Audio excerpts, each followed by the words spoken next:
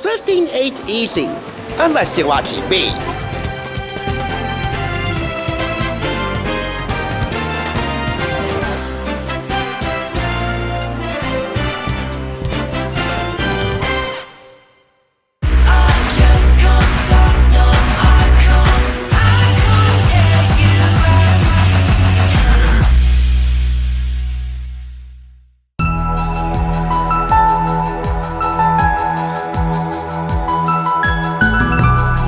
Welcome back to the Thrift Store Rundown's Groove-A-Thon to the Grammys. That's right, we're celebrating music's biggest night by doing what we do best, bringing Hollywood home on a budget.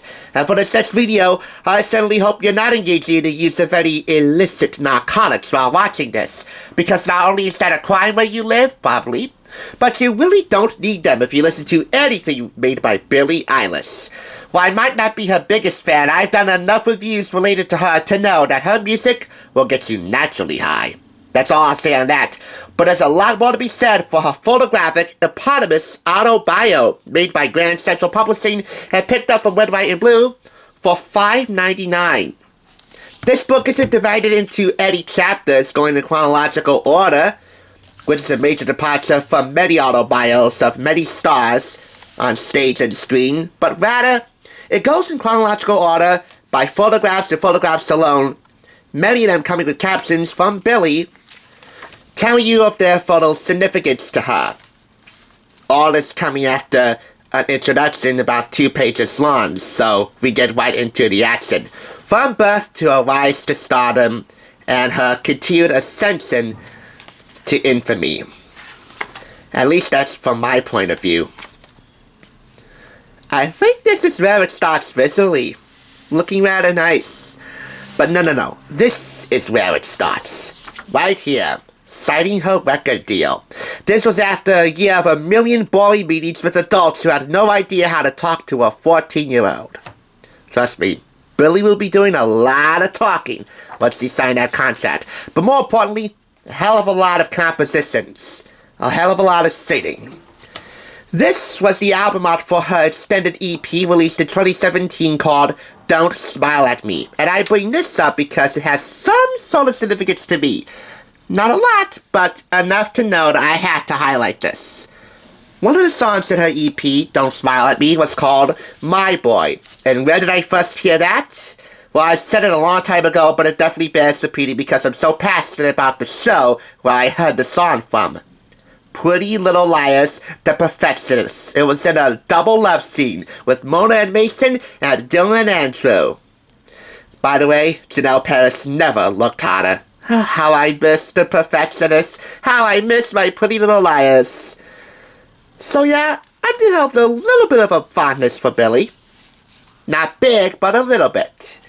And then we get here to, yep, when we all fall asleep, where do we go?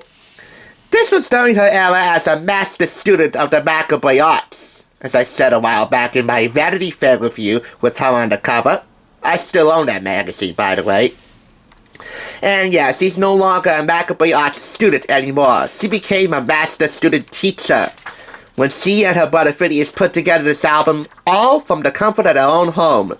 The tour that followed, let me know how it was if you attended, because I'm pretty sure it was something.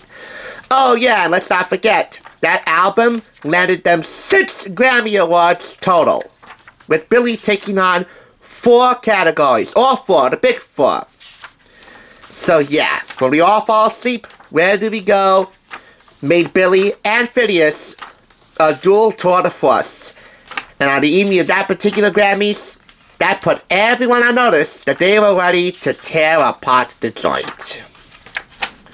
I don't want to go too far in here, but I do want to pay some homage to her fans, because if there's one thing she cherishes more than anything else, at least in her career, is the connection that she has with her fans. They worship her, and she worships them like right back. And it's because she cares about them as if they were her siblings, her brothers and sisters. You don't find that kind of connection with any other artist. Maybe except Taylor Swift, but it's rare that you find an artist of her stature, especially at such a young age, with such a provocative imagery and talent that really cherishes her fan base. You gotta give her major kudos for that. Another couple of photos of equal significance. Billie working with Hans Zimmer and his orchestra for the eponymous theme song to No Time to Die. That James Bond song that made both Billie and Phineas Golden Globe and, yes, Academy Award winners. And guess what? They're nominated again for a drastically different track. The somber ballad called... what was it called? Yeah, What Was I Made For? You think I forgot about Bobby? I'm not interested in Bobby, not one bit. But it's worth noting that they're up against Mark Ronson and Andrew Wyatt for their orchestral palette ballad called I'm Just Ken for Ryan Gosling. We got two duos, both aiming to add a twin Oscar to their collection. One of these two songs are gonna win at the Oscars come March 10th, unless the Academy's not so tickled pink. But which duo, Mark Ronson and Andrew Wyatt, who share an Oscar with Lady Gaga for their song Sallow from A Star Is Born, or Billie and her brother Phineas, will have a twin Oscar to call their own in the name of Bobby? We'll just wait and see. From music festival performances, from local ones all the way to Coachella, Grammys night, and all the music videos, regional performances, and of course hijinks on tour and at home in between, all shot by professional photographers along with a few family photographs. You can peruse at your own pleasure and not feel guilty for skipping a chapter because, again, there are no chapters in here. But what really brings it all together for me is this simple, handwritten statement.